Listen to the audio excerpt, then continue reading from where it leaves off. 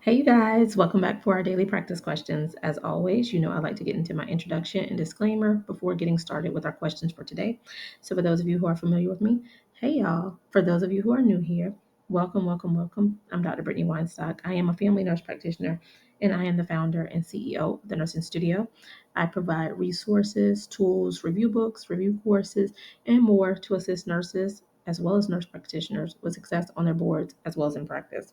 I've been doing this since 2015, assisting nurses and nurse practitioners internationally with exam success. Started doing this to create things that I wish I had when I was preparing for boards. Commonly we utilize all the material and we're all reviewing content and content and content, and we have looked at it, we have completed it in school, but we're trying to figure out what is needed to be successful.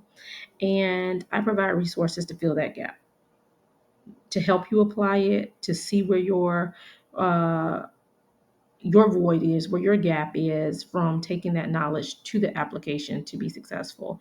So I provide it in a variety of ways to try to meet everybody's learning needs. Now, if you are looking to learn it from the top and you feel like you have a knowledge deficit, I have more detailed things and just reach out for those particular things. But I try to keep things short and sweet. And I simply do this because we have spent so much time learning this material. You don't need to go through school again. So I provide this in a fashion that is straight to the point, eliminating the fluff and providing images, videos, mnemonics to kind of help tie it together and help you see it in a different light so that you can take that knowledge you have and apply it successfully. So that's my spiel and what I do and what I offer. But y'all know, before I get into my questions, I like to talk about my disclaimer and reminder that we know there's no absolutes in medicine. We treat on a patient by patient basis. So any of the questions that you see here, I have created based on the current guidelines that are being tested on the ANCC as well as AANP exam. So any of the videos that I have that I tell you I'm teaching on current things we do in practice, I'll always say that so there's no confusion. So with that being said, let's get into question number one for today. Question number one states, the nurse practitioner and NP student are discussing the GINA steps for asthma and what falls under step one and two. All of the following are correct except, is it A, symptoms less than or equal to 2 days a week? B, symptoms less than twice a month? C, symptoms daily? Or D, symptoms twice a month or more, but less than daily? Take a moment and tell me what you got in the comments.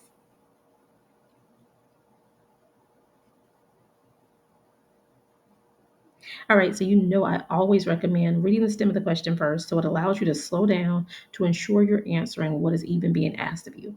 So here, the stem of the question states, all of the following are correct except, meaning we're looking for that incorrect answer, right?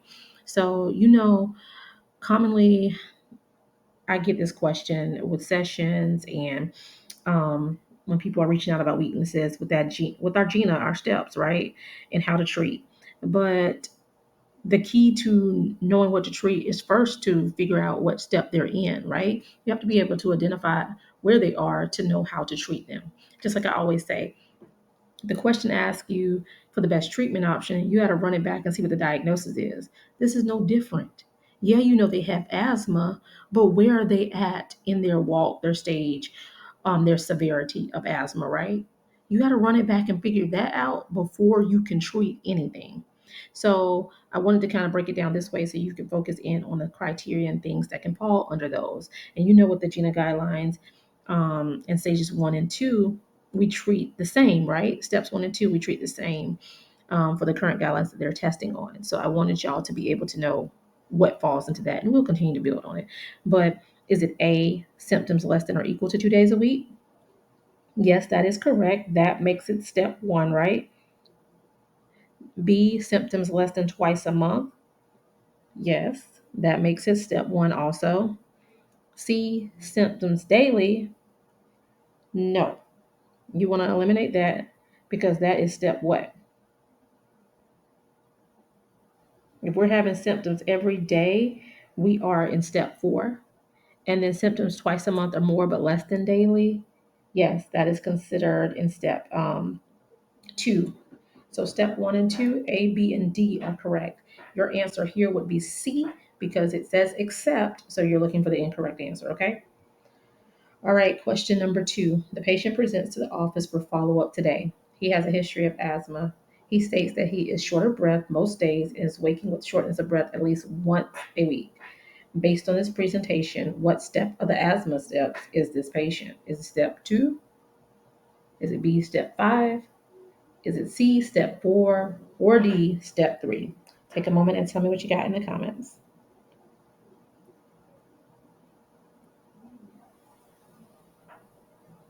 All right, so STEM of the question states, based on this presentation, what step of the asthma steps is this patient? All right, so we're doing another one. So here, this patient has a history of asthma, right? And he states that he's short of breath most days. He's waking with shortness of breath at least once a week. So where are we at if we're thinking this? Step 2, we're not in step 2, right? Because even think about it, step 1 and step 2, they're gradually having it. This person is starting to wake with shortness of breath once a week. He's short of breath most of the days.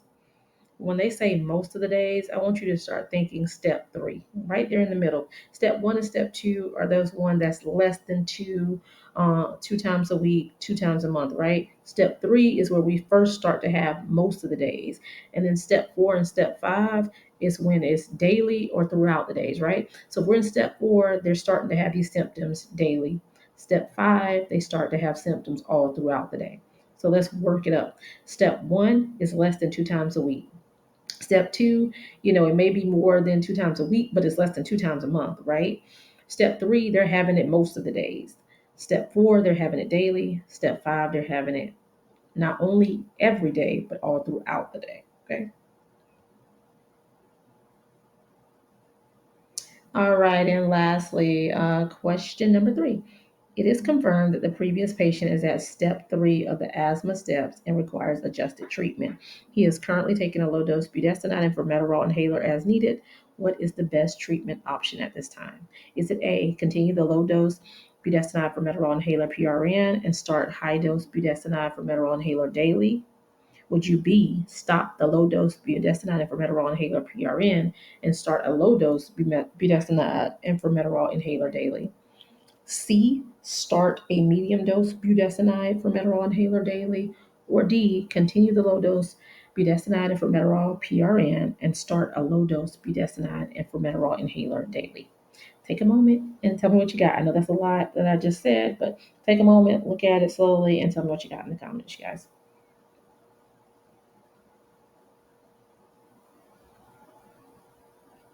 All right, so still the question states, what is the best treatment option at this time? All right, so we got to run it back, right? See what the diagnosis are, see what the diagnosis is to see what we're treating. So here, we're just talking about that patient. He's having those symptoms most of the days. He's waking at night with shortness of breath at least once a week. So it was confirmed that he is in step 3 of the asthma stepwise approach. Based off of GINA guidelines, he's currently taking a low dose budesonide and formoterol combo inhaler, PRN. So what are we going to do now? So you got to think about how we work up the steps, right? So step 1 and 2, we know this is how we treat with a low dose budesonide and formoterol inhaler as needed, right? That is our preferred rescue reliever, I should say, right? So reliever, rescue inhaler, if they are having acute exacerbations, right? But now we know that they are now in step 3, so we need something to provide them maintenance throughout. So we want to start with a low dose budesonide formoterol, but not just PRN, but daily on a maintenance regimen. So you want to keep your PRN dose. Remember, I told y'all about what they call MART, MART, maintenance and reliever treatment. So you want to have your maintenance and keep that reliever on board. So we don't want to go with A because when we get to a high dose, we're in step 5. So you can scratch A. B, no, we're not stopping our reliever. People with COPD, people with asthma, we always keep our rescues, on board, because if they have any exacerbation, they need something to rescue them until they can get to additional assistance. C, start a medium dose for Metarol. This is eliminating where we are with the PRN. So your best answer is D, to continue that low dose PRN, right? Because that's our reliever. And then we're going to start a low dose inhaler daily for our maintenance, for our MARP therapy, maintenance and reliever therapy. All right. All right, you guys. I hope you found this helpful. As always, be sure to like, comment, subscribe, and share with whomever you may think may find this beneficial as well. And make sure you meet me back here.